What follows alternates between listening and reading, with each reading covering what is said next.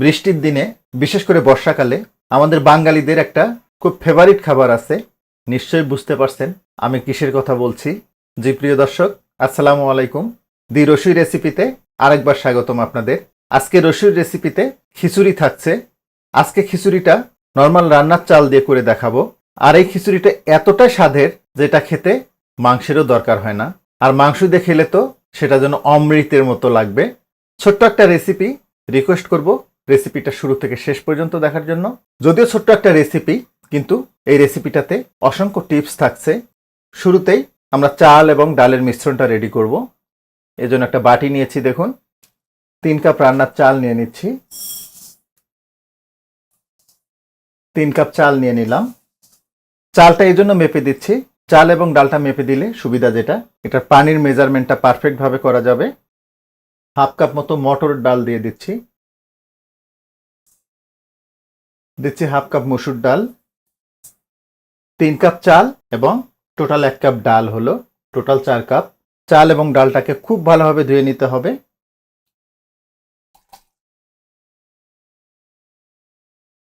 চাল ডালটাকে ভালোভাবে ধুয়ে পানিটা ঝরিয়ে নিব। চলে আসলাম মূল রান্নায়। চুলে একটা পাতিল গরম করে নিয়েছি। হাফ কাপ মতো রান্নার তেল দিয়ে দিব।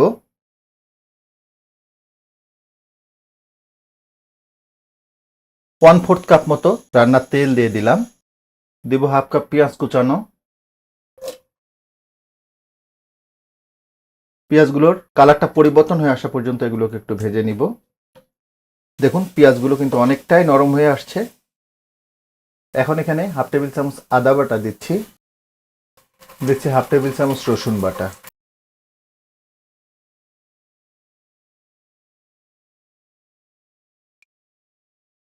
আদা রসুনের কাঁচা গন্ধটা চলে যাওয়া পর্যন্ত এগুলোকে একটু ভেজে নিলাম। এখন এখানে দিচ্ছি 1 চা চামচ জিরার গুঁড়া, 1 চা চামচ ধনিয়ার গুঁড়া, হলুদের গুঁড়া দিব 2 চা চামচ, হাফ টেবিল চামচ শুকনা মরিচের গুঁড়া দিয়ে দিব, হাফ টেবিল চামচ মতো গরম মশলার গুঁড়া দিচ্ছি। এটা আমার হোমমেড গরম মশলার গুঁড়া।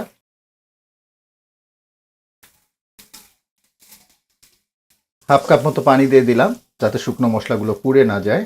আচ্ছা, এবার একটু বলি আপনাদের, ভুনা খিচুড়ি এবং পোলাওয়ের মধ্যে একটা বেসিক ডিফারেন্স। সেটা হলো ভুনা খিচুড়িতে রাইসটাকে ভুনে নিতে হয়, আর পোলাওয়ে হচ্ছে রাইসটাকে ফ্রাই করে নিতে হয়। অনেকে আমরা ভুল করি, ভুনা খিচুড়ি রান্নার সময় অ্যাজ ইউজুয়াল পোলাওয়ের মতো রাইসটাকে ভেজে নিই, কিন্তু সেটা কিন্তু ভুনা খিচুড়ি হবে না। ভুনা খিচুড়িটাতে মশলাগুলোতে হালকা পানি দিয়ে এটাকে কষিয়ে নিয়ে দেন রাইস এবং ডালগুলোকে ভুনে নিতে হবে। দেখাবো আপনাদের। লবণ দিচ্ছি, 1.5 টেবিল চামচ মতো লবণ দিলাম। তবে লবণটা আপনারা আপনাদের স্বাদ মতো কমিয়ে বাড়িয়ে নিতে পারবেন। ঢাকনাটা লাগিয়ে দিব। মিডিয়াম হিটে মশলাগুলোকে 2-3 মিনিট মতো কষিয়ে নিব। মিডিয়াম হিটে মশলাগুলোকে 2-3 মিনিট মতো কষিয়ে নিলাম।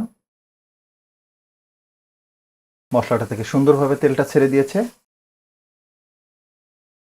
শুরুতে সেই ধুয়ে রাখা চাল ডালগুলো দিয়ে দিচ্ছি। এটা খুব ভালোভাবে পানিটা ঝরিয়ে নিয়েছি।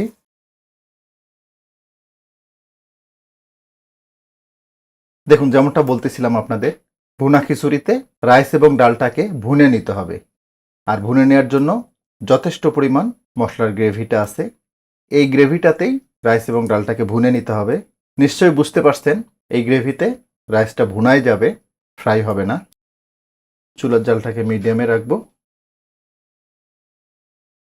এভাবে খিচুড়ি রান্না করবেন, মাংসের কিন্তু দরকারই হবে না। অনেস্টলি বলছি, একবার রান্না করলেই বুঝবেন। তারপরেও মাংসটা থাকলে সেটা একটা ভিন্ন মাত্রা যোগ করবে, একদম অমৃতের মতো। মানে যারা ভোজন রসিক তাদের ক্ষেত্রে বলছি। আমিও কিন্তু ভুনা খিচুড়ির সাথে পাশের চুলায় মাংস রান্না করছি, আপনাদের দেখাইনি। আপনাদের ভিতরে অনেকেই বলেছেন যে আমার মাংস রান্না দেয়া বেশি হয়ে যাচ্ছে, দ্যাটস ওয়াই আর দেখাইনি। তারপর একটু লুকটা দেখাই আপনাদের, একটু ক্লোজ আপ করে দেখাই। একবার গেস করে দেখুন, এরকম ভুনা খিচুড়ি আর এরকম কষা মাংস।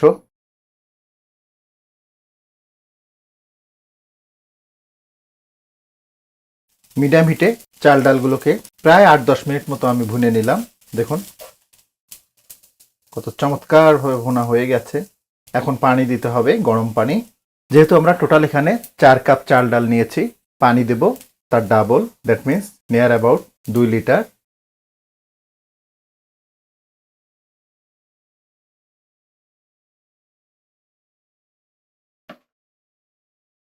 2 লিটার গরম পানি দিয়ে দিলাম। ফ্লেভারের জন্য 5-6টা কাঁচামরিচ দিয়ে দিব। ঢাকনাটা লাগিয়ে দিচ্ছি। চুলার জালটাকে মিডিয়ামেই রাখবো। মিডিয়াম হিটে খিচুড়িটাকে প্রায় 10-12 মিনিট রান্না করে নিলাম। দেখুন পানিটা কিন্তু অনেকটাই শুকিয়ে গেছে। এখন চুলার জালটাকে একদম কমিয়ে দিতে হবে। ঢাকনাটা লাগিয়ে দিচ্ছি। আর একদম লো হিটে খিচুড়িটাকে 15 থেকে 20 মিনিট আমরা দমে রাখবো। একদম লো হিটে খিচুড়িটাকে প্রায় 20 মিনিট আমি দমে রেখেছিলাম। দেখুন কতটা লোভনীয় হয়েছে।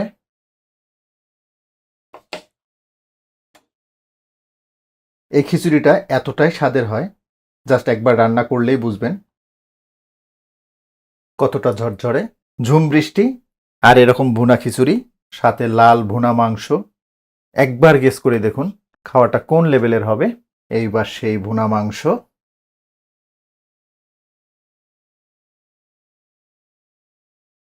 একটু দেখি খেতে কেমন হলো।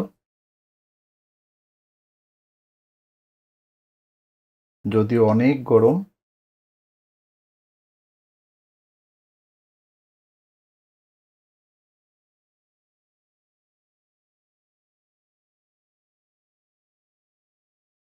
বিসমিল্লাহ,